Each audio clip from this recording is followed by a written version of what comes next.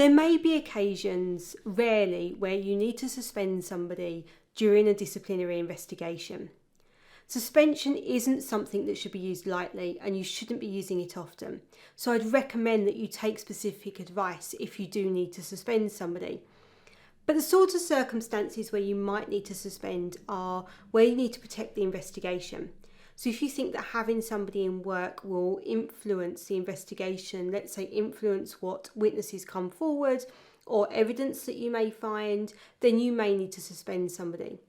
You may also need to suspend somebody where an act of gross misconduct has occurred, where the breach of trust has been broken to such an extent that actually having them continuing to work is really high risk, and therefore you need to get them out of the workplace as quickly as possible.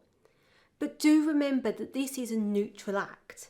It's not a consequence or a punishment for the act that they've done, and it's not a replacement for a disciplinary warning or dismissal. And really, suspension is likely to only be used where we're looking at something as serious as potentially gross misconduct. It could be used in things like a bullying and harassment case, for example, where you need to be able to kind of separate people to be able to conduct that investigation. But you should also be looking at alternatives to suspension. So for example, could that person work from home? Could they work in a different department?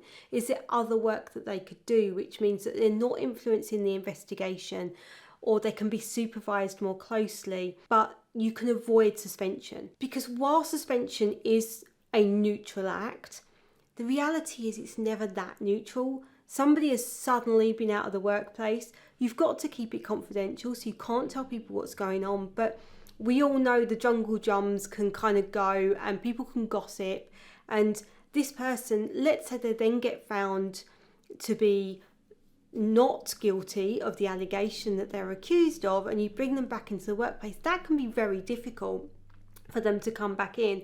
And if they're unfairly suspended, they could claim constructive dismissal. If they were to resign and say, actually, I can't now come back to the workplace, they can claim constructive unfair dismissal. So you have got a tribunal risk as well.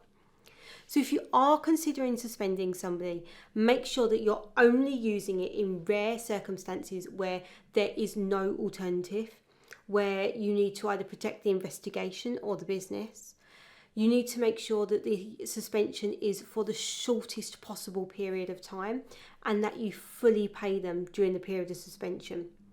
You also need to write to them to confirm that they've been suspended, why they've been suspended, and keep them updated with what's happening. So suspension is an option. It is something that you can use if you need to, but don't use it lightly, and do make a record of all of your decision making, because should this come to an employment tribunal, you'll need to demonstrate why you suspended and whether there are alternatives, and if there were, why you excluded them and went for suspension.